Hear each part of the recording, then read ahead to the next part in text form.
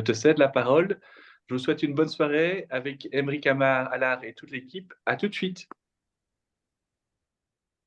Bonjour à tous, bienvenue. Bienvenue à ce webinaire qui est donc un Coffee Talk proposé par Sowell Formation. Aujourd'hui, j'ai le très grand plaisir de vous présenter Émeric Allard. Émeric, je vais faire une petite introduction et tu compléteras un petit peu également.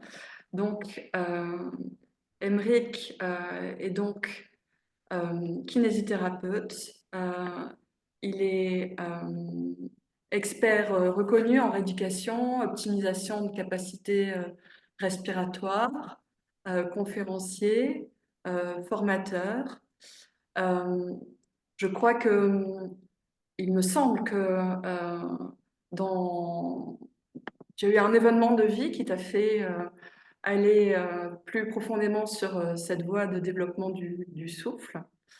Donc, par d'abord cette formation de kinésithérapeute, je sais que tu es tout à fait passionné par le travail de la respiration et du diaphragme, et que enfin, je pense qu'aujourd'hui, c'est vraiment une passion qui t'anime et qui, je pense, est un des principaux moteurs de ta vie et de tes recherches suite à ton grave problème de santé, quoi, vers 20 ans à peu près, c'est ça, Émeric? Ouais, c'est ça, ouais. Ok. Je vais en parler de toutes les façons. Et donc, ce qui est tout à fait passionnant, c'est que ce soir ensemble, par le biais du métier d'Émeric, donc kinésithérapeute, également conférencier et formateur, donc en partageant ta passion, tes connaissances sur cette fonction vitale passionnante de la respiration et souvent vraiment négligée à de nombreux points. Donc, je suis vraiment ravie que tu nous présentes ce webinaire pour vraiment nous faire comprendre ta philosophie de vie. Et, parce que, en effet, le point de travailler sa respiration qui pourrait devenir un facteur, on va dire, majeur au niveau de la guérison, de l'amélioration des performances, du bien-être, et pourquoi pas un voyage à la découverte de soi.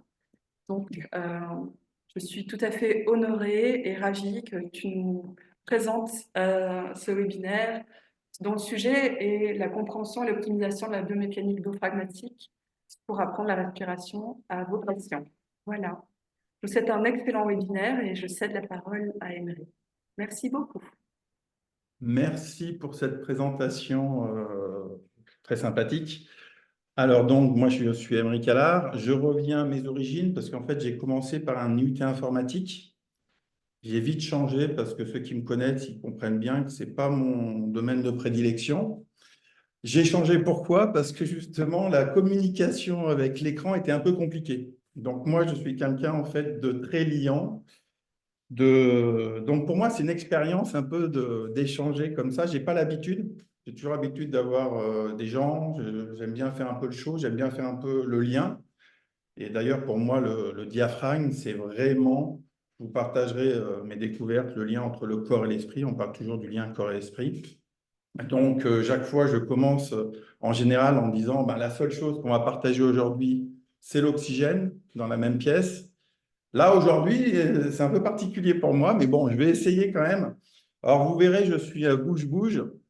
Je vais essayer quand même de faire quelque chose de dynamique. Voilà. Donc, je vais vous parler de ma passion du diaphragme, d'où c'est venu. Alors, moi, en fait, pourquoi je me suis intéressé à la respiration? Parce que, comme me disait Géraldine, j'ai eu un cancer à 20 ans. Et je me suis posé beaucoup de questions sur la vie. Pourquoi ça m'arrivait? Je ne fumais pas, je ne buvais pas, j'étais sportif. Donc, j'ai commencé. Ah, attendez, je ferme. Voilà, comme ça, je vois mon truc. Donc, je me suis posé la question, qu'est-ce que vivre ou survivre? Hop. Alors, attendez. Quand je vous disais que j'étais... Pourquoi ça ne marche plus? Je vais faire ça comme ça. Tac, voilà. Je me suis beaucoup posé la question sur la guérison. Je me suis ouvert à pas mal de médecine. Et moi, j'ai un esprit très scientifique, donc très cartésien. J'ai beaucoup expérimenté de choses. Donc, j'ai fait un premier traitement pour mon cancer et j'ai compris beaucoup de choses. Mais 1 an après, j'ai rechuté. Et j'ai compris que j'avais compris les choses, mais que je ne les avais pas intégrées dans mon corps. Et à partir de là, je ne sais pas pourquoi, j'ai commencé à m'intéresser à un appareil respiratoire pour comprendre justement cette intégration. J'avais déjà fait quelques expériences au niveau de la respiration, parce que j'ai fait, avant mon cancer, des arts martiaux. Et moi, j'étais quelqu'un de très actif, hyper bagarreur. Et en fait, la respiration m'avait déjà beaucoup canalisé. Ça m'avait appris énormément la concentration. Donc ça, c'était déjà une expérience pour moi. Après, et là, ça va parler à Géraldine et Fabrine, mon autre expérience, je ne sais pas si sont cette expérience-là, c'est mon expérience avec les dentistes. Pourquoi les dentistes? Parce qu'en fait, j'avais un appareil de rééducation avec 2 branches, justement, pour écarter ma mâchoire, parce que jusqu'à l'âge de 16 ans, je ne savais pas respirer par le nez. Et le soir, je devais faire des exercices par le nez avec cet appareil. Et comme par hasard, moi qui n'ai jamais respiré par le nez, j'ai été complètement guéri de mon nez. Et au niveau santé aussi, c'était une année où je n'étais pas du tout tombé malade. Aussi, quand j'ai eu mon cancer, j'ai fait aussi beaucoup de sophrologie, de relaxation.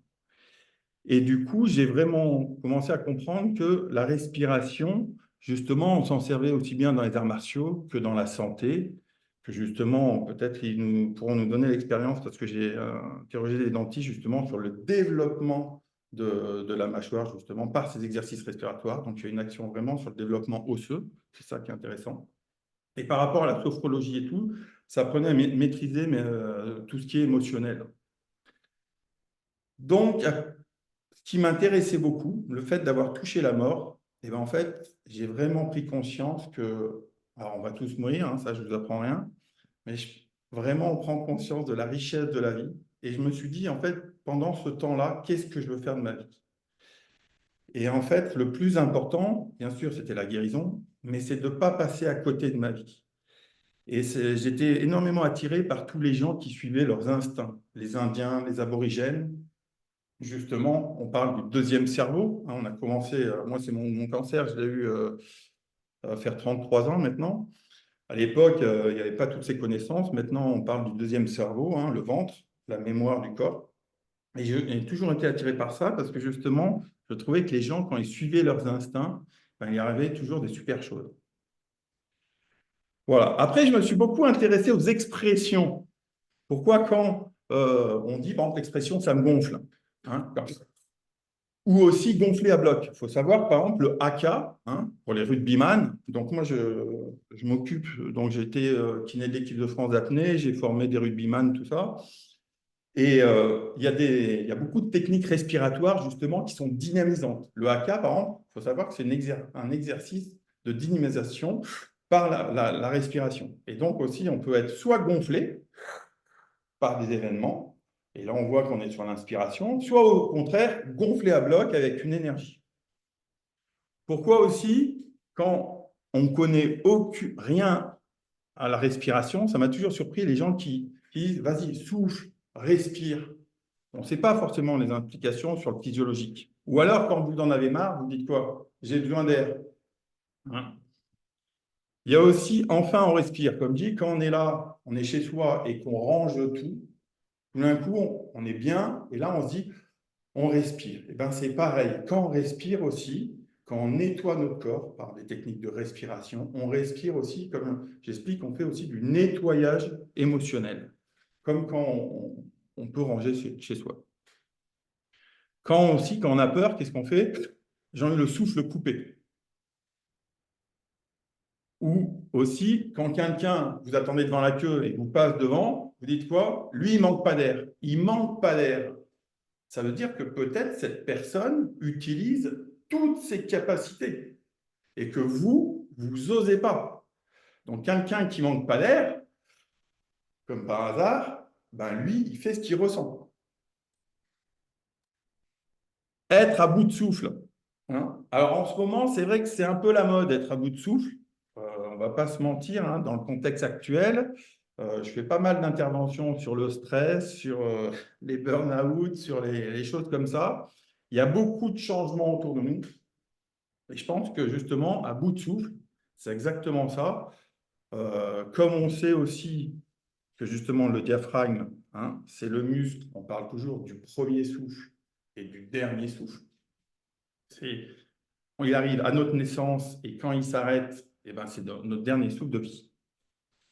Alors, je me suis aussi intéressé à tout l'aspect occidental et oriental. Nous, par exemple, alors je vais vous demander, je vais essayer d'être un peu actif, je ne vois rien hein, à part mon écran, je vais vous demander de prendre une grande respiration.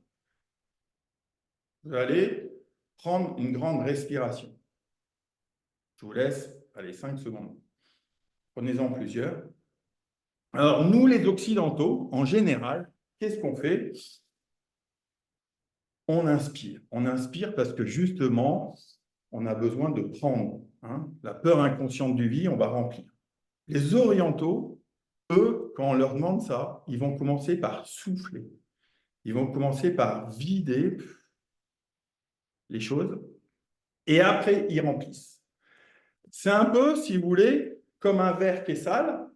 Ben nous, quand on a besoin d'air, on manque d'air, on va chercher à re-remplir de l'eau. Eux, qu'est-ce qu'ils disent? On va d'abord vider et ça permettra de re-remplir tout, en fait, de l'air neuf.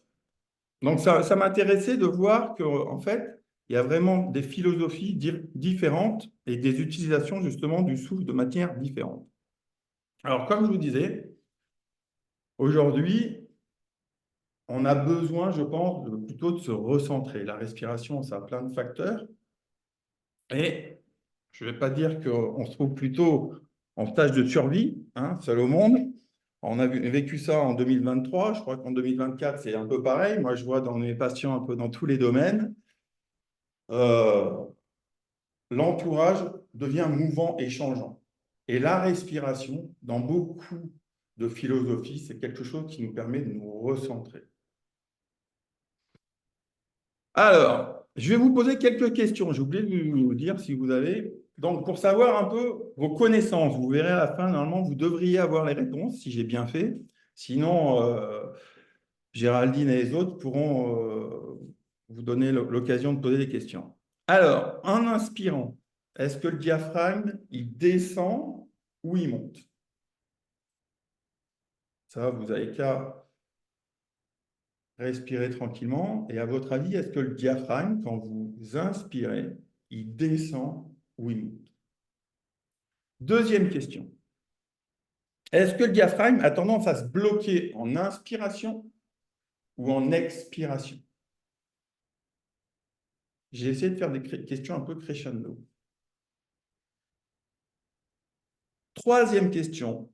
Souvent, un muscle, vaut-il mieux le muscler, le diaphragme, ou l'étirer? Hein, souvent, c'est comme dans les problèmes de dos. Il y en a, ils sont pour étirer le dos, d'autres plus pour muscler le dos. À votre avis, le diaphragme, c'est un muscle qui a besoin plus d'être étiré ou musclé? Alors, je vais vous faire un petit schéma. Je pense que vous avez... alors, attendez, je vais vous mettre là en grand écran.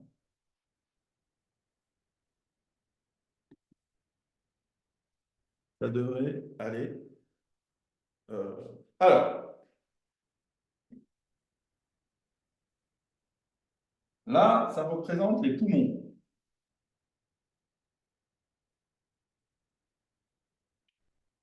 Est-ce que vous êtes d'accord qu'on inspire de l'oxygène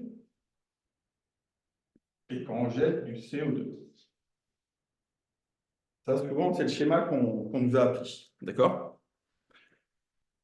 Donc, je vais vous poser la question, est-ce que, à votre avis, on fixe 100% d'oxygène dans nos poumons? Quand nos poumons rentrent, est-ce qu'on fixe 100% d'oxygène?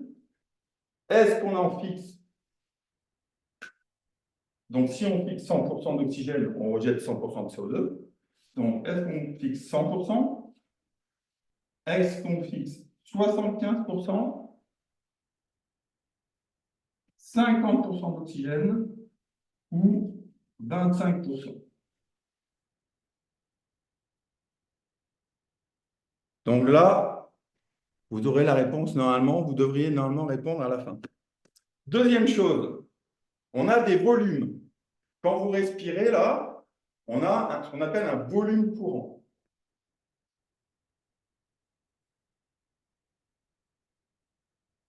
On appelle VT. Mais si je veux, je peux inspirer profondément, et pareil, je peux expirer profondément. On appelle ça un volume de réserve expiratoire et un volume de réserve inspiratoire. Alors, la question que vous verrez tout à l'heure, c'est combien représentent les volumes de réserve inspiratoire? Est-ce que le VT... Attendez, parce que la question... Généralement, dans ces moments-là, quand je suis en direct, j'improvise, mais là, représentez-moi... Oui, est-ce que le VRE, le volume de réserve expiratoire, et le volume de réserve inspiratoire, les deux là, est-ce qu'ils représentent 20%? Est-ce qu'ils représentent 40%? Est-ce qu'ils représentent 60%? Ou est-ce qu'ils représentent 90%? D'accord? Par exemple, est-ce que le VRE et VRI, c'est 90%, et quand vous respirez en temps normal, vous respirez que 10%. Je donne un des exemples. D'accord? Je vais vous expliquer par la suite quel est l'intérêt de ces volumes. Alors là, je reprends mon diapositive. Voilà, ça tombe. Donc voilà. Donc votre petit mieux musclé, combien fixe-t-on l'oxygène dans le sang? Hein? Est-ce que ça, c'est vrai ou pas? Donc 100%, 75%, 50% ou 25%. Et combien représentent les volumes de réserve, hein, par rapport au volume courant? Alors, pourquoi la respiration, c'est important? La respiration, alors il faut savoir que l'oxygène, c'est quand on parle d'oxygène, d'alimentation, le premier aliment qu'on mange, c'est l'oxygène. Oui. Et en plus, cet aliment, il est non stockable. On voit très bien que si on manque d'oxygène, très vite, en 3 minutes, on a des AVC et on a directement des impacts. D'où le fait de toujours avoir une respiration. D'accord? On ne peut pas. Alors, bon, moi, j'étais kiné de l'équipe de France d'apnée, donc c'est vrai qu'il y a des apnéistes qui peuvent tenir 10 minutes, hein, 11 minutes en apnée, mais en général, ceux qui ne sont pas entraînés, au bout de quelques minutes, hein, on a des problèmes. Donc, l'oxygène, c'est quelque chose le plus important et c'est quelque chose qu'on ne peut pas stocker, contrairement à l'eau et contrairement à l'alimentation dure. Si je vous demande là, aujourd'hui, comme je vous ai dit tout à l'heure, le diaphragme, c'est le premier muscle à la naissance et à la fin. On parle bien du dernier souffle. Hein. Mais il y a un autre, vous pourrez me dire qu'il y a un autre muscle qui est très important, qui s'appelle le cœur. Hein, c'est pareil, il a votre naissance et quand il s'arrête. Mais aujourd'hui, si je vous demande de baisser votre rythme cardiaque de votre cœur, qu'est-ce que vous allez faire? Vous allez respirer. Le cœur, c'est quelque chose de réflexe. On va voir que le diaphragme, la force, et c'est l'unique muscle de tout notre corps qui a cette double compétence et de travailler en conscience. On peut améliorer, on peut exciter, on peut se calmer. Et quand on n'y pense pas, eh ben, il est toujours là. C'est le muscle le moins fainéant de tout notre corps. Il ne s'arrête jamais. Il ne prend jamais de jour de vacances. Le jour où il s'arrête, on n'est plus là. Et c'est même lui, on l'appelle le deuxième cœur, mais c'est même lui qui va diriger votre cœur. Parce qu'en fonction de comment vous respirez, vous allez avoir des impacts sur votre rythme cardiaque. Et ça me fait penser quand j'avais formé l'équipe Coupe du Monde de ski. Et alors, les sportifs de haut niveau, quand vous travaillez avec des sportifs de haut niveau, alors eux, ils rigolent pas. Vous leur dites un truc, ils le mettent tout de suite en action. Je me souviens d'un skieur, d'ailleurs, qui a été champion olympique l'année dernière. Je lui ai dit, écoute, alors eux, ils connaissent exactement à combien ils travaillent et tout. Écoute, tu as juste à souffler. Essaye d'augmenter un peu ton expiration. Je vous expliquerai pourquoi c'est important d'expirer. Donc, je lui dis, essaye d'augmenter juste ton inspiration. Je n'avais pas fini d'aller voir les deux autres skieurs qui étaient sur le vélo. Il me dit, Émeric, j'ai descendu mon rythme cardiaque de 10 battements. Il faut savoir qu'il y a une étude qui a montré que 90% des sportifs ne savent pas utiliser leur respiration. Alors que pourtant, c'est vraiment un des éléments fondamentaux. Et moi, c'est ce que j'apprends aux gens, c'est connaître cet outil pour qu'ils puissent le maîtriser et l'utiliser dans les meilleures conditions. Donc, on voit bien que la respiration, déjà, a un impact sur le cœur. 2, sur l'immunité.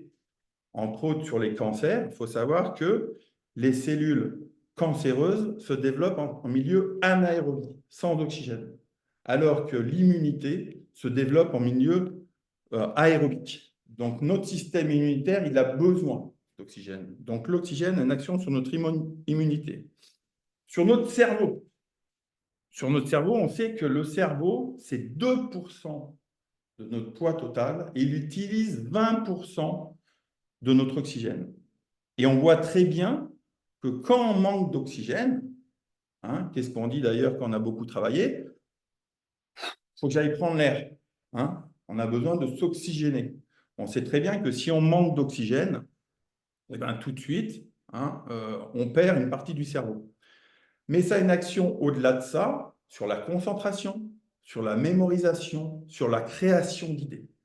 Donc en fait, le fait d'avoir beaucoup d'oxygène, ça nous permet d'être plus efficaces, même dans l'abord, par exemple, de situations.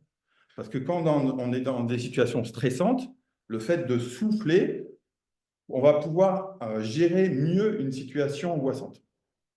D'accord? Donc, on voit que l'oxygène a un impact énorme sur le cerveau. Sur nos émotions. Comme je disais tout à l'heure, même celui qui n'a jamais eu de formation en respiration, quand il voit quelqu'un d'énervé, il dit « calme-toi, respire, souffle ». Ça m'a toujours surpris qu'on utilisait ces expressions sur le souffle.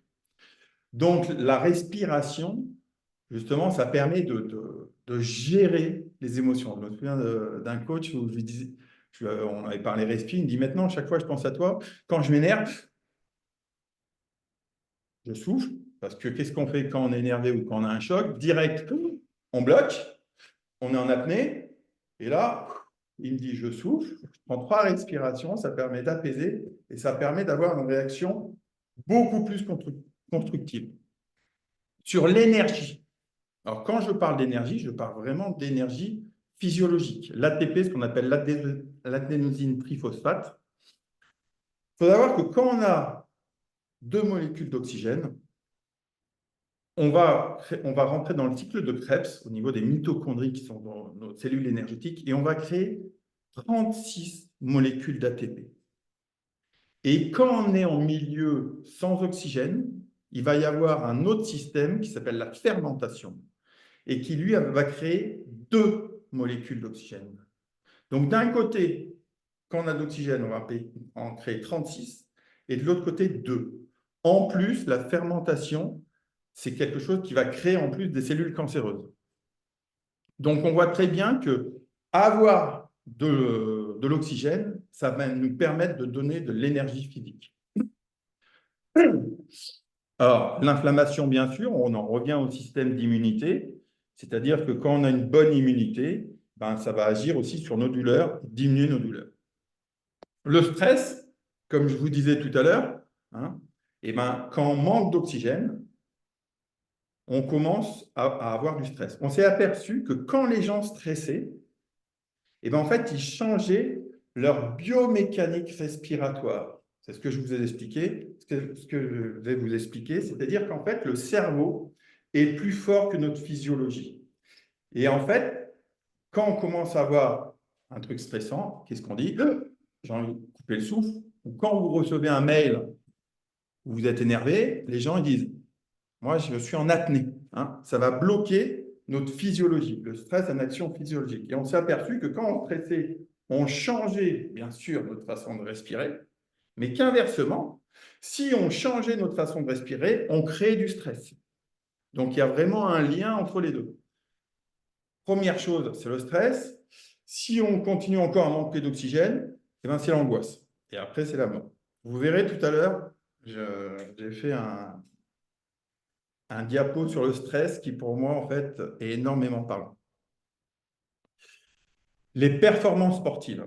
Donc, moi, j'ai beaucoup de sportifs et chaque fois, alors, très vite, ils vont vous dire, je ne sais pas respirer, ça les intéresse. Mais en fait, quelque part, ils s'en foutent un peu. Par contre, quand je leur dis, ça te dit d'être fatigué plus tard, de récupérer sans rien faire et de gagner en puissance, là, ça les intéresse.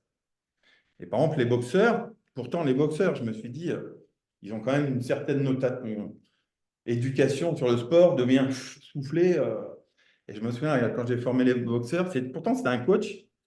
Et donc, j'ai bien insisté sur le fait de souffler à chaque coup et tout ça. Et à la fin, il me dit, purée, j'ai fini l'entraînement, je ne suis pas fatigué. Ben oui, parce que comme tu n'as plus d'oxygène, tu nourris plus tes muscles et comme par hasard, ben, c'est moins fatigué. Donc eux, dans tout ce que je fais, dans toutes les formations que je fais, je donne toujours du sens. C'est-à-dire que le sens pour un sportif, ça va être complètement différent d'un sens de quelqu'un qui a besoin, envie de développer du bien-être. Hein, lui, il s'en fout de développer ses performances. Il dit, moi, j'ai envie de me recentrer, j'ai envie de ne pas être touché par tous les événements environnementaux qui sont autour de nous. Et bien sûr, le vieillissement, parce que quand on manque d'oxygène, on crée des radicaux libres. Avec l'oxygène, eh ben, on ne crée pas de radicaux libres. Ça, c'est une partie, mais on va voir que c'est beaucoup plus. C'est pour ça que souvent, le diaphragme, vous verrez, c'est vraiment la clé de voûte. Moi, j'appelle la clé de voûte de notre corps. D'ailleurs, on va voir, il est vraiment au milieu du corps. Hein, il couvre vraiment le haut du bas. On le surnomme le deuxième cœur, mais j'allais dire, c'est vraiment lui qui dirige le cœur, donc on pourrait presque dire que c'est le premier cœur. Donc, l'action de la respiration, ce n'est pas juste apporter un besoin d'oxygène, on peut voir, mais ça a une action sur le physique, parce que je vais vous expliquer, je vais vous expliquer peut-être tout de suite. Allez. Généralement, je regarde les réactions de la salle, mais là, je prends l'initiative. Ouais, je suis comme ça des fois. Alors, attention, séquence, voilà. Alors, votre diaphragme, je vous montrerai tout à l'heure, il fonctionne, j'aime bien me prendre des choses, comme une seringue. Hein? Donc, il descend, la seringue, vous allez avoir la réponse à votre question. Quand il descend, l'air rentre, et quand il remonte, l'air sort. Donc, il fonctionne comme ça. D'accord?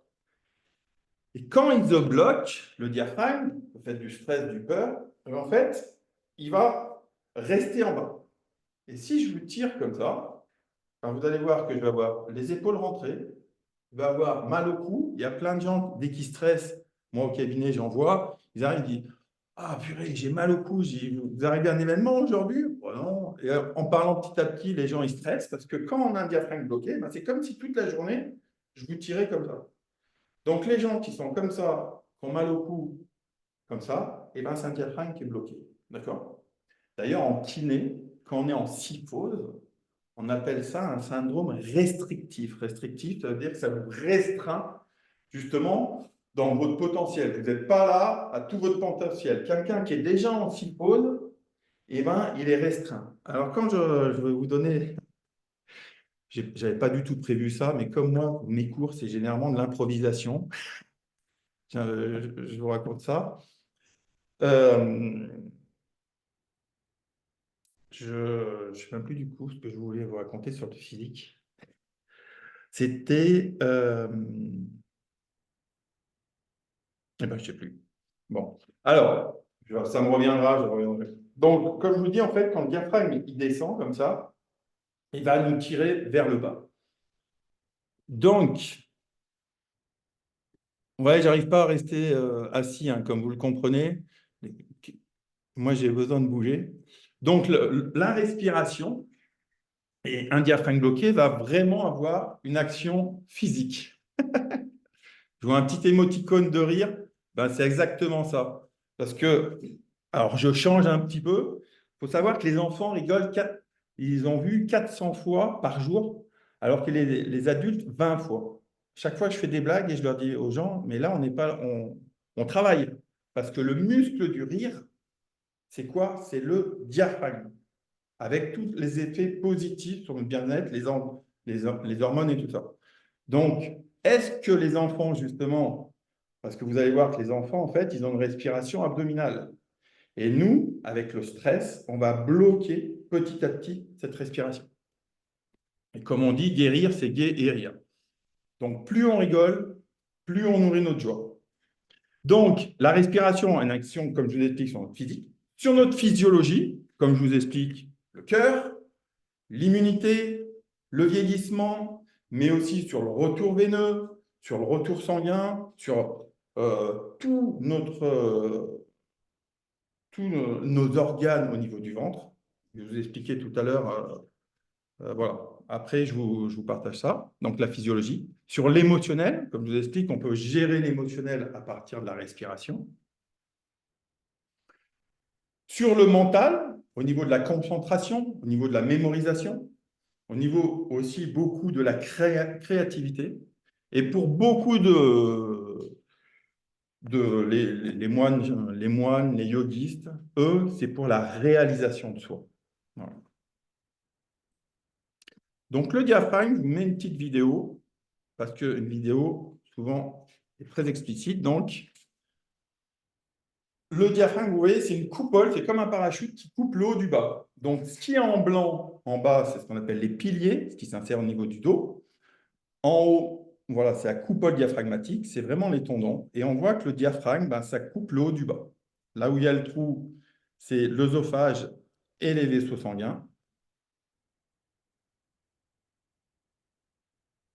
C'est vraiment la clé de voûte, on voit, de notre corps. Il fonctionne, comme je vous l'explique, comme un piston. D'accord? Donc, on inspire, il descend. Et on expire, il remonte. D'accord? Donc, on inspire l'air ventre. Et il fonctionne, ce qu'on appelle en synergie avec les abdominaux. C'est-à-dire que quand il descend, il va gonfler les abdominaux si on a une respiration libre. Et quand il remonte, les abdominaux rentrent. Quand on a une respiration forcée, en plus, on a une mobilisation de la cage thoracique. D'accord? Donc ça, c'est quand on va dans les volumes de réserve. Alors. Ouais. Ouais, je fais mon petit dialogue. J'ai toujours dit, je me suis dit, je vais peut-être être un peu mode schizophrène dans cette présentation, parce que je me parle à moi-même, c'est très bizarre, je n'ai pas l'habitude. Alors, je vous fais une petite démo. Donc, comme je vous explique, le diaphragme, en fait, il fait comme ça. Il descend et il monte. Donc, il descend, on inspire, et il remonte, il souffle. Sauf que ça, c'est une respiration qui est libre. Et quand on est stressé, ou on a un choc, on va bloquer notre diaphragme en bas. C'est-à-dire qu'on va l'empêcher de remonter.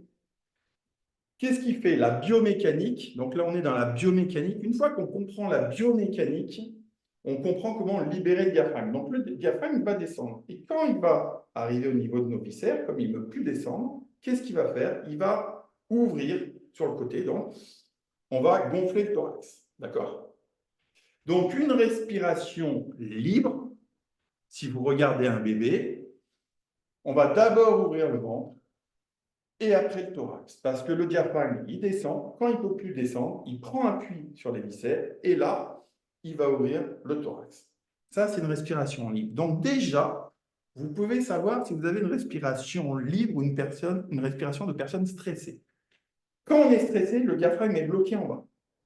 Et quand il est bloqué en bas, eh ben, on fait que de la respiration superficielle, donc on gonfle l'eau. Et c'est une respiration, je ne vais pas pouvoir rentrer dans les détails aujourd'hui, sinon on en a pour 4 heures. C'est une respiration qui est inefficace. D'accord? En plus, quand on est bloqué en bas, vous comprenez bien que ici, on va pousser. Donc ici, en fait, on a une stase de tout ce qu'il y a dans notre ventre, parce que quand on fait des mouvements comme ça, on masse toute la journée nos viscères. Viscères, le foie, le tube digestif. Donc pour les constipations chroniques, je fais faire des exercices de libération du diaphragme. Et les gens, comme par hasard, j'ai supprimé des constipations, du moins, c'est pas moi, hein. Moi, je donne juste l'info. Après, les gens, ils font l'exercice. Et ils me disent, mais j'ai plus de constipation. Mais c'est normal. Quand on est bloqué, on stase. Quand vous êtes dans un lac, c'est là où il y a tout qui se développe. Quand on retrouve une mobilité, on masse tout. Donc, on supprime les constipations, on supprime les fuites urinaires, parce que justement, quand on comprime, on est toujours en compression pour le périnée. On a le cœur qui est posé, donc il est toujours le premier des massages cardiaques. C'est le massage je rigole parce qu'en fait, j'ai réanimé mon père en massage cardiaque et justement, par la technique de Heimlich, où en fait, j'étais sauveteur, moi, du moins je suis toujours sauveteur, mais souvent on parle de la cage thoracique et moi j'ai pris mon père, j'ai réanimé au niveau du ventre parce que quand on agit au niveau du diaphragme, le diaphragme est vraiment, le cœur est posé sur le cœur et quand on le fait remonter, c'est le premier massage qu'on a pour le cœur. D'accord? Est-ce que j'ai d'autres choses à vous dire là-dessus? Donc, en plus, quand on a un diaphragme qui est tiré en bas, ben, comme je vous dis, si je vous tire comme ça, vous allez avoir une tendance à être siphonné, ou alors, en plus, aujourd'hui, il y a des choses qui sont super, qu'on appelle les téléphones. En plus, on est toujours comme ça. Donc déjà, on a une aptitude à tendance à se refermer. Quand je fais faire des exercices aux gens où je leur dis restez 30 secondes comme ça et restez 30 secondes en ouverture, déjà, ça a un impact sur votre cerveau. Plus le téléphone, plus autre chose que j'ai la chance de ne pas connaître, mais que d'autres personnes connaissent, le télétravail, hein, qui est une super réussite. Mais les gens, ils sont toujours comme ça. Plus ils voient les mails, ils se stressent, ils sont en apnée. Ça, c'est génial. Pour bloquer, pour avoir une respiration de quelqu'un stressé, c'est super. Alors, je vais revenir au partage d'écran. Tac. Paf. Voilà. Chac.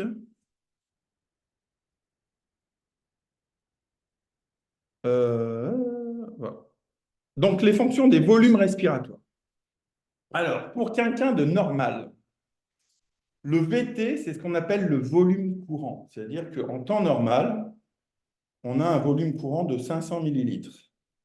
Alors, à votre avis, le volume de réserve expiratoire, il est de combien? Bon, je fais la réponse hein, parce qu'il n'y a personne. Le volume de réserve expiratoire, il est de 200 millilitres. C'est-à-dire que entre volume courant et on peut expirer 4 fois plus d'air.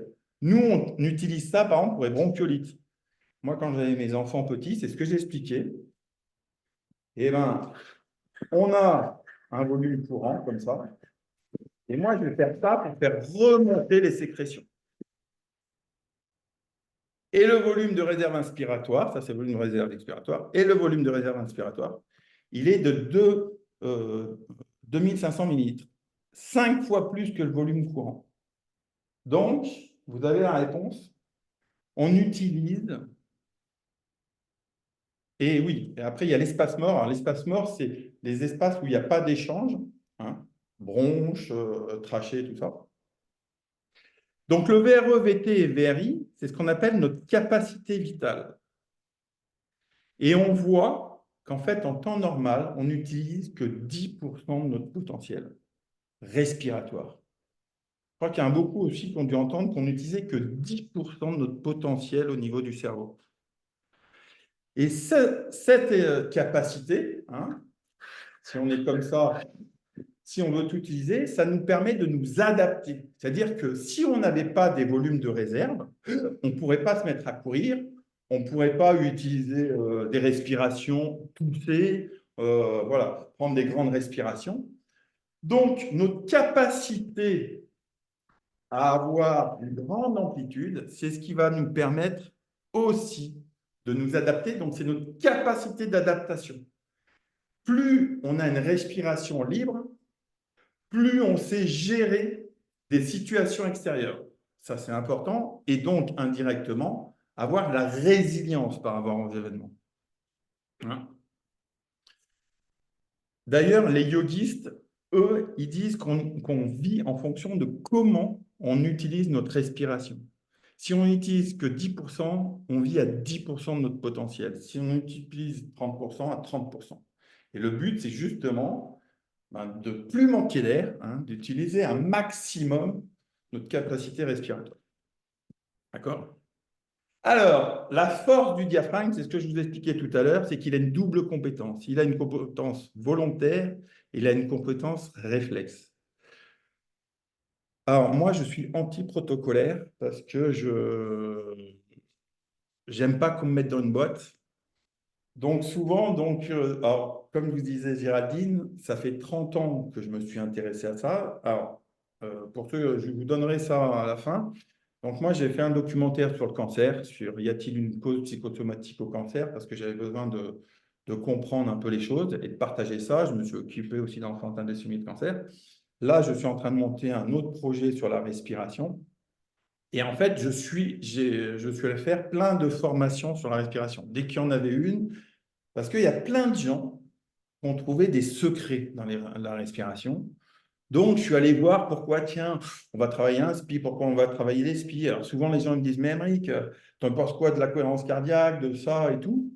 Et en fait, alors, je ne suis pas contre, parce que chaque action, je pourrais déterminer justement, par exemple, la technique Wim Hof, pour aller dans le froid, la cohérence cardiaque, la respiration holotropique, qui était avant le Rebirth, qui en ce moment, la mode, c'est... Alors, il y a eu la transformation breathing, maintenant c'est le breathwork, je crois, mais c'est les mêmes techniques de libération.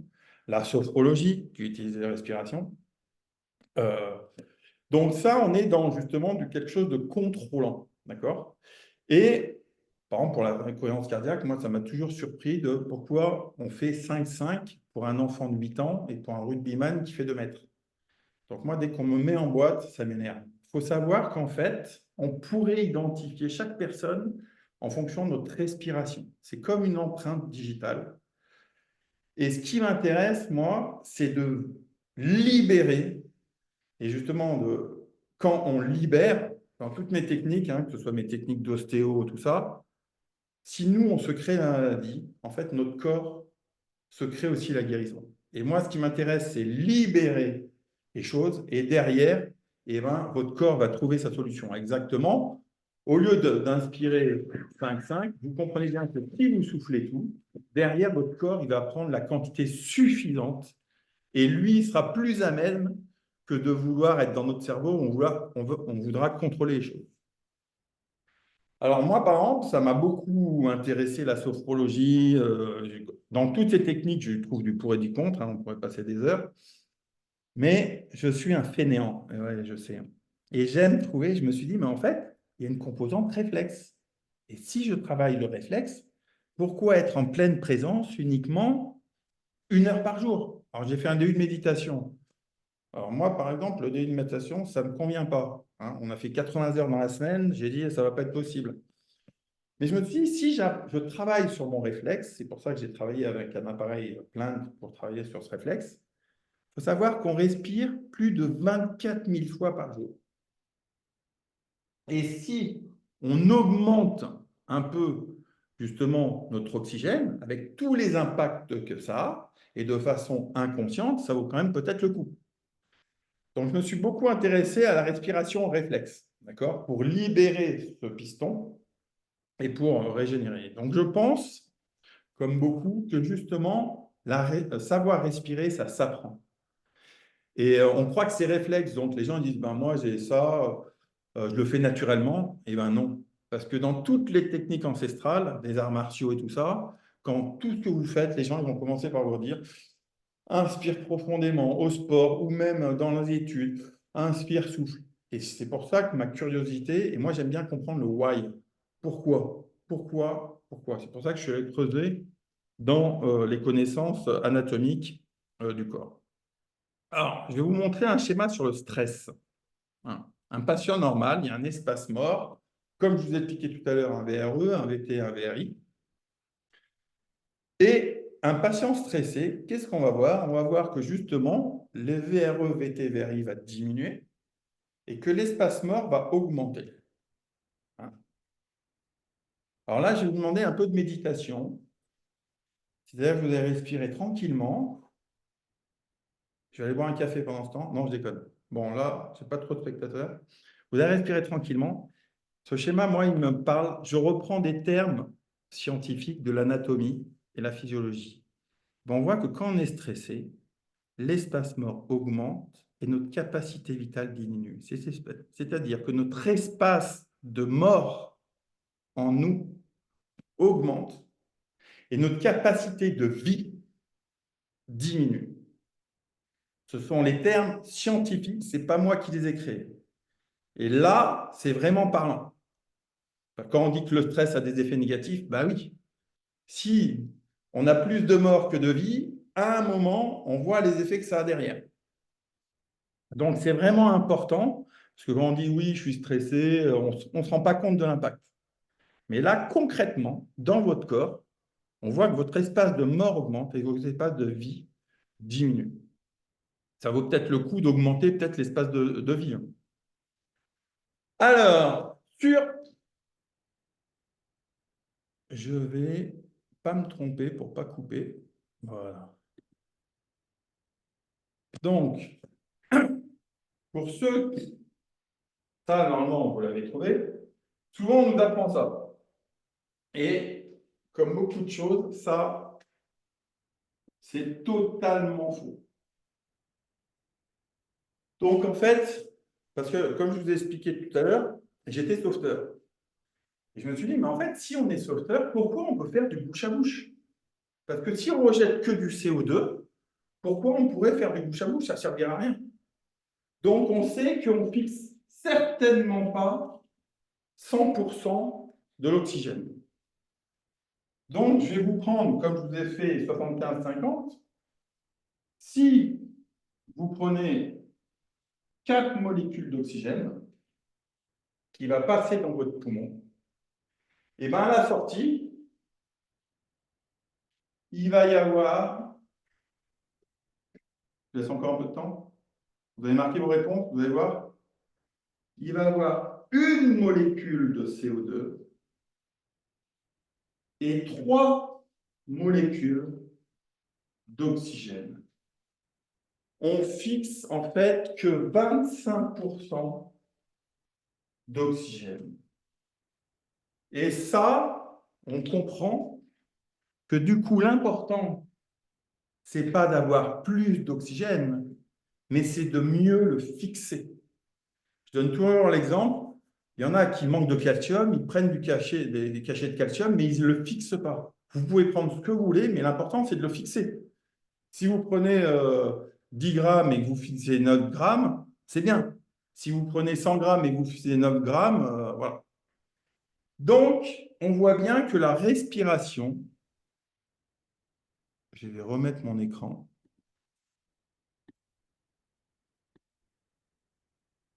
Voilà. Et bien, en fait, on fixe que 25% du CO2, de l'oxygène dans notre corps. Et que l'important, justement, hein, ouais, c'est un problème de fixation. Alors, comment améliorer la fixation? Eh bien, dans la respiration libre,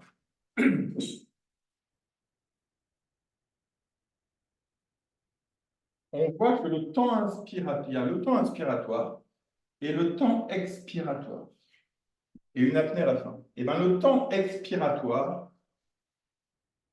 est 2 fois plus long.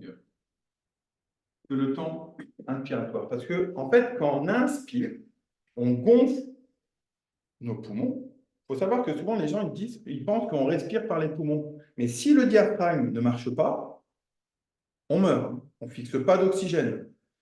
Ce qui permet la fixation d'oxygène, c'est le mouvement du diaphragme. C'est lui qui fait rentrer l'air et sortir l'air. Donc, si le diaphragme s'arrête, on ne respire pas. Et en fait, quand on inspire, on gonfle juste l'air. Et quand on expire, c'est comme le raisin qu'on écrase. C'est là, la respiration, elle est pulmonaire. En fait, quand le mouvement musculaire, le vrai terme, c'est la ventilation. Et la respiration, elle est pulmonaire. Et c'est lorsqu'on souffle qu'on fixe l'oxygène. Et quand je commence une formation, je leur dis, il va falloir 3 choses à vous souvenir. Il va falloir souffler, souffler et souffler. Parce que vous allez voir, si vous faites le test, les gens, quand ils courent, je leur disais, augmentez juste un peu ton expiration. Et bien, comme par hasard, le rythme cardiaque, il reste. Je me souviens encore là, je faisais une formation sur le stomach vacuum. Il y avait une nana qui avait une montre. Elle me dit, j'ai jamais eu cette fréquence cardiaque. Ben oui, on faisait que des exercices de libération du diaphragme, forcément en soufflant. Donc ça, c'est très important de dire on respire sur l'expiration. Et nous, qu'est-ce qu'on fait quand on a peur? Ou alors les gens disent, j'ai du mal à inspirer, j'ai un problème d'inspiration, donc il faut que je travaille l'inspiration. Certainement pas. C'est comme si vous êtes comme ça, donc le diaphragme il est en bas, vous êtes déjà bloqué en bas. Donc vous dites, j'ai du mal à inspirer, donc il faut que je travaille l'inspiration. Non, non, il faut expirer, et de là, vous allez inspirer.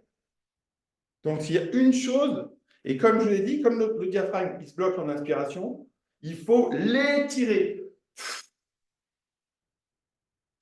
Et quand on souffle, derrière, on a une inspiration. Donc ça, c'est vraiment très important, si vous faites un essai, d'augmenter votre respiration pour vous régénérer. En tout cas, une respiration réflexe, parce que comme je vous ai dit, après, tout dépend de ce que vous voulez faire avec la respiration. Si vous voulez faire un événement, un haka, on va travailler l'inspiration, parce que l'inspiration a plutôt tendance à vous exciter et l'expiration à vous régénérer. Souvent, cette image du téléphone, en fait, quand vous soufflez, c'est comme si vous branchez votre téléphone et vous régénérez votre téléphone. Et donc, régénérez votre énergie. Vous levez, il fait 100%. Toute la journée, vous diminuez. Et la seule capacité pour vous régénérer, c'est l'expiration. C'est dans le système parasympathique. Je ne vais pas vous faire un cours aujourd'hui là-dessus, mais voilà. Donc, aussi important à retenir aujourd'hui, ouais, j'ai changé la date, je suis un fou.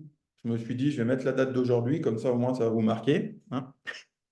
Il ne s'agit pas de respirer plus d'oxygène, mais bien de mieux l'assimiler.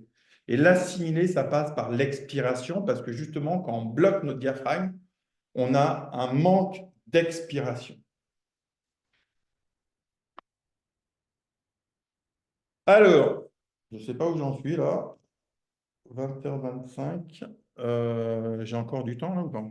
Bon, ma découverte, parce que moi, comme je vous disais, quand je commençais mes cours en naturopathie, je leur disais, en fait, je me fous de respirer. Je m'en fous. Moi, je vous propose de vivre votre vie. Parce que moi, la respiration, justement, ça m'a permis de me reconnecter à moi-même. Moi, j'étais quelqu'un qui était très dans le mental. Hein. Je pars toujours de la définition de l'OMS, qui dit que l'état de bonne santé, c'est un état psychique. C'est un état de bonne santé physique, psychique et sociale. D'accord? L'esprit, c'est le psychique, c'est le premier cerveau. On appelle ça le premier cerveau, peut-être qu'on l'appellera bientôt le deuxième, qui a besoin de maîtriser, de contrôler les choses. On a toujours besoin de comprendre. Les patients, chaque fois que je leur fais une technique, mais comment ça s'explique, comment ça marche? On a besoin d'être rassurés, hein, parce que la plus grande peur, c'est l'inconnu. Physique, le corps, le deuxième cerveau, pour ceux qui connaissent l'intuition, hein, le lâcher-prise. Et quand on lâche prise, le lâcher-prise, c'est l'expiration. Hein. Quand on prend, on capte les choses. On est là, on a besoin de prendre. D'ailleurs, comme je dis toujours, vous ne voyez jamais quelqu'un marcher dans la rue les bras ouverts. Avec l'âge, on se rétracte parce qu'on prend beaucoup et on donne très peu, d'accord? Donc, on va se rétracter toujours. Et quand on apprend à libérer le diaphragme, on est aussi dans le lâcher prise. Souvent, les gens disent lâche prise, mais comme on a inconsciemment peur du vide, hein, ben, qu'est-ce qu'on fait? On souffle, on inspire directement. Et que j'ai trouvé, donc moi j'ai fait cet appareil. Moi j'étais quelqu'un, il faut savoir que j'étais vraiment dans l'analyse, dans la critique des gens au cancer. C'est toujours là, je ronchonnais, tout ça.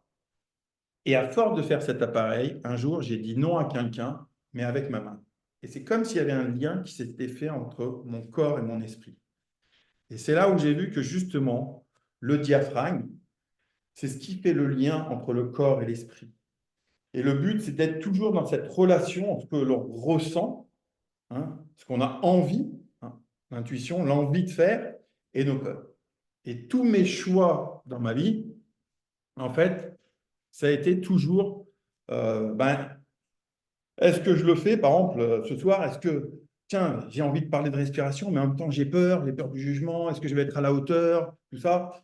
Donc, tout ce que j'ai fait, et à partir de la respiration, j'ai décidé de faire ce que je ressentais. D'accord? Ah, ça ne veut pas avancer. Ah si, c'est le diaphragme. Donc, le diaphragme, pour moi, c'est le lien, c'est la cohérence. Hein, pour moi, l'état de bonne santé, c'est quand on est de plus en plus cohérent entre ce que l'on dit et ce que l'on fait, entre notre corps, notre mental. Parce que des gens ils disent « Ah, mais ça va très bien ». Puis dans le physique, j'ai des crises d'angoisse.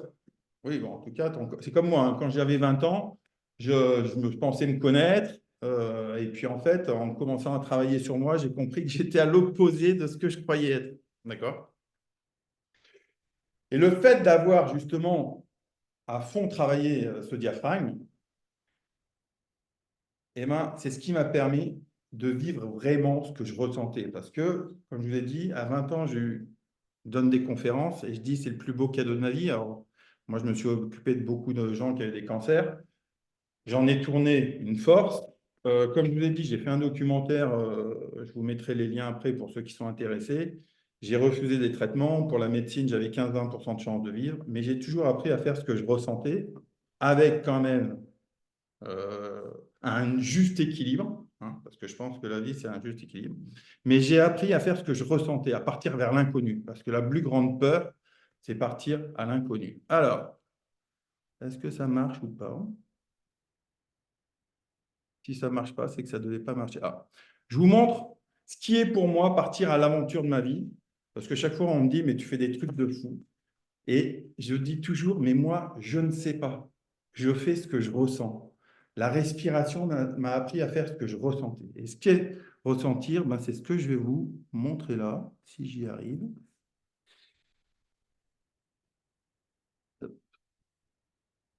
Voilà. C'est le teaser de mes conférences pour montrer que ce qui est pour moi, euh, ça ne veut pas. C'est que ça ne doit pas être. Allez, je vous montre ou pas? Allez, je vous montre. Voilà.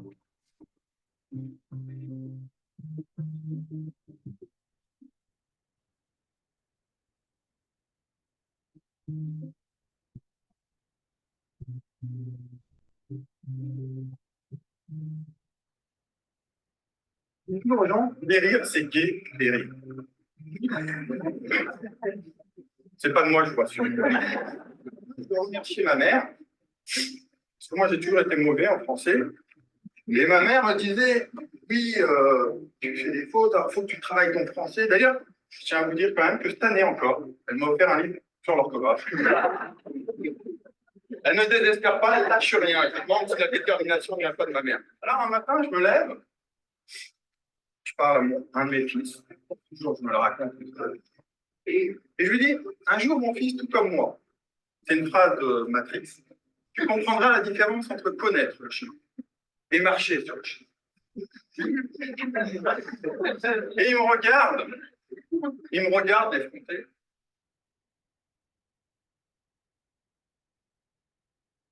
Est-ce que vous êtes sûr de savoir qui vous êtes? Ou est-ce que vous pensez savoir? Ou est-ce que vous croyez savoir? Et peut-être que vous pensez être moins que ce que vous êtes réellement. Est-ce que comme une marionnette, vous êtes mené par votre inconscient, par votre éducation, par votre passé familial, ou peut-être pire encore, par vous-même, votre propre dictateur.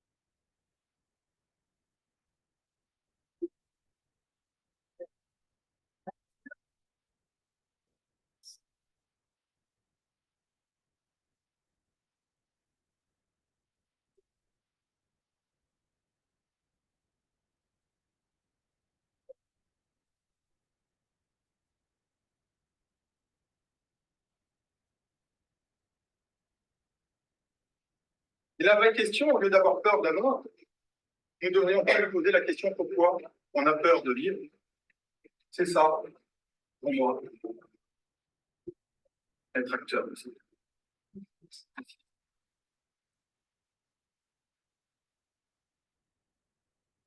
Voilà, alors je voulais partager un peu ma philosophie de vie, parce que justement, j'ai toujours dit, je ne sais pas, mais j'ai appris à faire ce que je ressentais. Et, et si c'était possible. Et d'ailleurs, là, j'arrive à un stade où ça fait 30 ans que je travaille sur cet appareil respiratoire, parce que moi, ce qui m'intéresse, c'est de laisser quelque chose. Et j'espère qu'il va bientôt pouvoir être disponible pour que les gens puissent développer tout leur potentiel. C'est ce que j'ai envie. En tout cas, c'est ce qui a du sens pour moi. C'est de pouvoir donner un outil pour que les gens puissent se reconnecter à eux. Je reprendrai une phrase d'Higelin qui dit « Ceux qui ont peur de mourir ont souvent peur de vivre.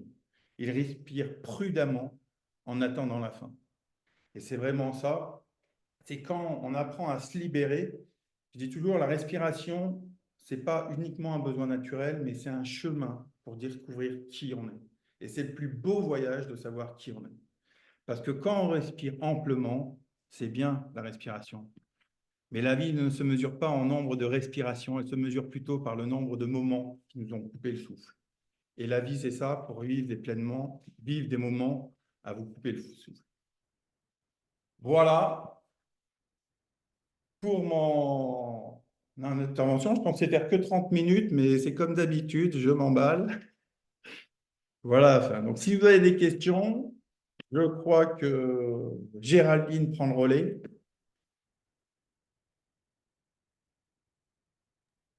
Merci Émeric pour cette magnifique, merveilleuse présentation et ce partage en authenticité qui me touche énormément. Vraiment, du fond du cœur, merci. J'espère que vous avez pris autant de plaisir que nous à écouter Émeric.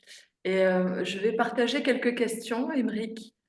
Donc, il y a certaines questions auxquelles tu as déjà répondu pour l'exposé, mais je vais quand même les reprendre afin que tout le monde se sente écouté aussi. Donc, il y a David qui a demandé si le processus schizoïde pouvait avoir un impact sur la respiration. D'ailleurs, si le processus schizoïde pouvait avoir un impact sur la respiration, est-ce qu'il y avait une attache sur le diaphragme? Le processus Schizoïde, puisqu'en fait, alors, au niveau des côtes, il y a les côtes avec les processus xiphoïdes. Donc, est-ce que... l'appendice xiphoïde, Ouais. C'est-à-dire sur un impact dans quel sens, en fait? En fait, la cage thoracique, alors, pour avoir une bonne respiration, il y a trois choses. Il y a le diaphragme, la cage thoracique, on appelle ça la cage thoracique, c'est pas pour rien. C'est-à-dire que Ouais. si les apnéistes l'ont bien compris, en fait, travailler la souplesse, c'est ce qui permet de bien respirer. Et après, la troisième chose, c'est les abdominaux, parce que c'est ce qui permet de remonter le diaphragme. Donc, par rapport à l'indice xiphoïde, c'est sûr que si on a un thorax, je ne sais pas si c'est sa question, hein, mais qui est bloqué, ben, en fait, c'est ce qu'on appelle un syndrome restrictif en kiné, on est restreint.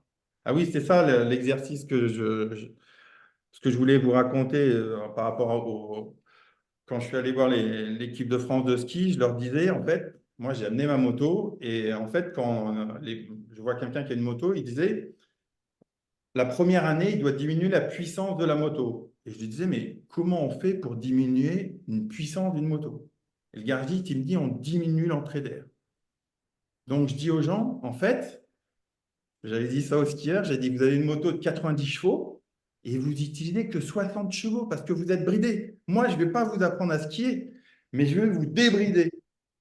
Et le skieur, à midi, il est venu, il me dit, Aymeric, ton exemple, il est bien, mais nous, on est des motos de 1500 chevaux, quoi. Je dis, ah oui, oui, la fois prochaine.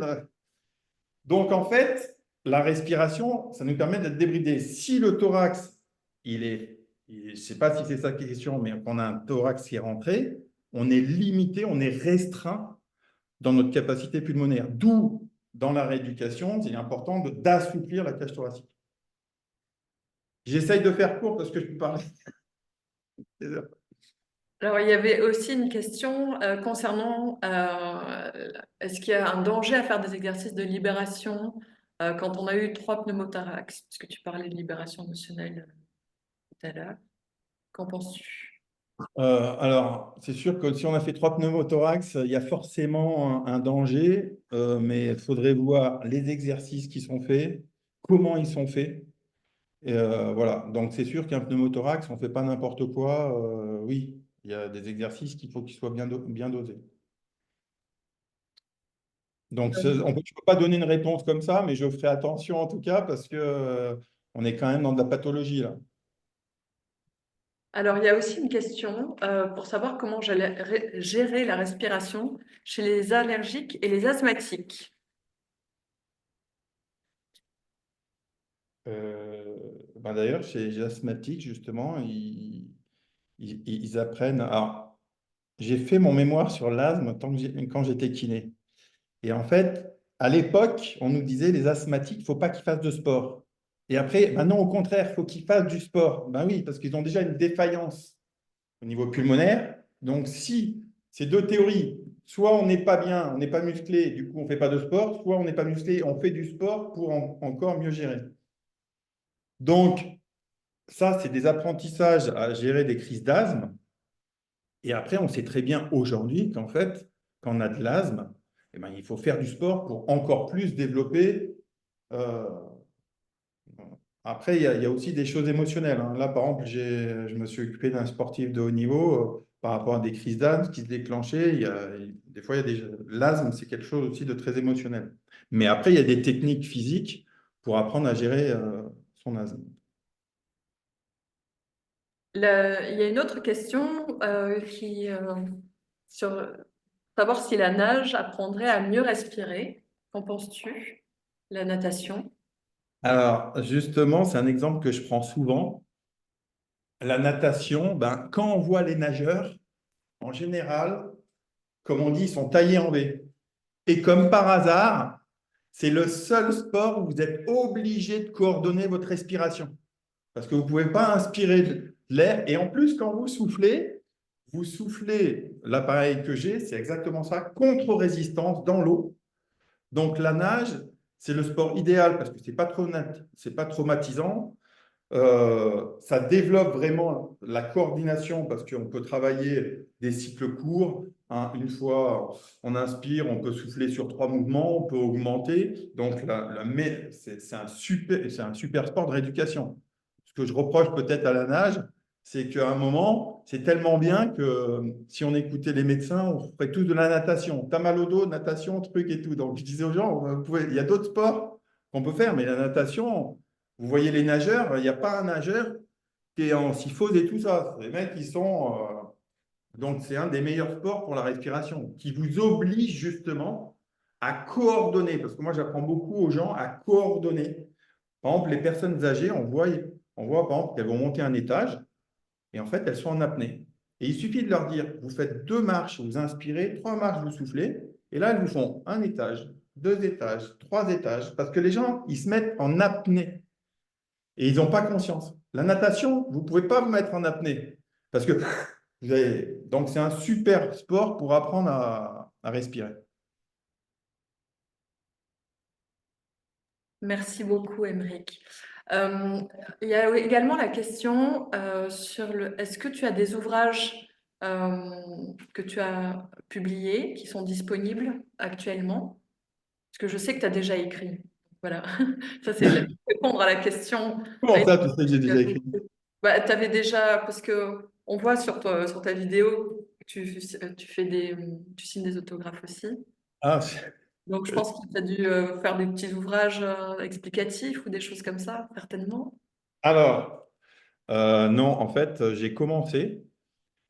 Mais actuellement, justement, ce qui est très important pour moi, je suis en train de créer cet appareil où je m'inspire justement d'un ancien, où j'ai amélioré pas mal de choses. Et j'ai pas encore écrit d'ouvrage sur la respiration. J'avais commencé avec le Covid, j'avais commencé à écrire. Pour l'instant, j'ai juste un documentaire, mais qui n'est pas sur la respiration. Par contre, là, on est en train de faire un autre documentaire sur la respiration. Il y a le teaser, mais il dure 5 minutes. Et voilà, après, là, on est vraiment sur du documentaire. Mais il faut que je m'y mette, mais je n'ai pas d'ouvrage. Quand je signe des autographes, c'est parce que j'étais avec une star et en fait, c'était l'autre star qui était là. J'ai signé des autographes. Et d'ailleurs, comme moi, j'aime bien délirer à toutes circonstances, vous verrez pour ceux qui revoient, si vous tapez Émeric Allard sur YouTube, je ne signe même pas mon nom. Parce que j'aime bien rigoler. La vie, il ne faut pas se prendre au sérieux. Donc non, je n'ai pas d'ouvrage pour répondre à la question, encore. Donc, vous avez les coordonnées d'Émeric et sa chaîne YouTube. Je vous rappelle que sur le site Sowell Formation, vous avez également différentes formations qui sont proposées par Sowell Formation, entre autres qui est extrêmement relié à ton webinaire. Nous avons le diplôme universitaire européen de méditation et pratique respiratoire qui vient de commencer et les inscriptions sont encore un petit peu ouvertes. Donc, si ça vous intéresse, n'hésitez pas à nous contacter à Sowell Formation. Vous avez toutes les coordonnées sur le site de Sowell Formation. Je vais vous remettre également, il y a la possibilité de voir la chaîne YouTube où le webinaire de ce soir sera diffusé également. Vous pouvez nous suivre sur Instagram, sur Facebook et également sur notre site internet. Donc, n'hésitez pas à nous rejoindre pour vraiment voir toutes nos actualités, webinaires et formations. Et je pense que nous vous transmettrons également le lien pour le documentaire d'Émeric en retour de ce webinaire. Voilà. Je vous remercie infiniment pour votre attention. Émeric, je suis très honorée et je te félicite encore pour cette magnifique présentation qui était vraiment passionnante. Il y a énormément de personnes qui remercient de tous côtés et vraiment merci pour ce magnifique partage et tout ce que tu nous as appris. C'est tout à fait passionnant. Juste pour dire, moi, c'est vrai que pour l'instant, je n'ai pas d'écrire de livre et je développe beaucoup de formations. En fait, c'est surtout ça que moi, je développe sur plus de formations. Peut-être qu'il y aura un livre, mais aujourd'hui, ce qui me plaît et ce que je suis en train de changer, et d'ailleurs, en fait, j'espère qu'on fera des formations ensemble. Avec plaisir. Mais voilà, moi, j'organise des formations sur Grenoble de quelques heures, mais là, je suis en train de faire des formations d'une journée, de 2 journées. Parce que ce qui m'intéresse, c'est de partager ça, parce que la respiration, c'est justement recréer du lien. Et je pense qu'aujourd'hui, plus que jamais, on en a besoin. du lien, de la reconnexion avec soi-même, mais avec les autres, hein, de créer des ponts et pas des murs. Et c'est pour ça que je suis un passionné de la respiration. Et quand je partage, ben, je ne m'arrête pas. Et qu'avant tout, quand les gens viennent, j'ai envie qu'ils rigolent. Parce qu'ils passent un bon moment et on a besoin de ça en ce moment. Et en plus, s'ils peuvent apprendre, je partage avec grand plaisir mes connaissances. Voilà. Vraiment, merci infiniment, Émeric. Merci. Toute l'équipe de Soel Formation vous souhaite une très belle soirée et vous remercie encore d'avoir partagé avec nous ce très beau moment. Un tout grand merci et j'espère à tout bientôt. Merci. Géraldine, au Merci revoir à tout le beaucoup. monde. Merci pour votre présence. Merci. Au revoir.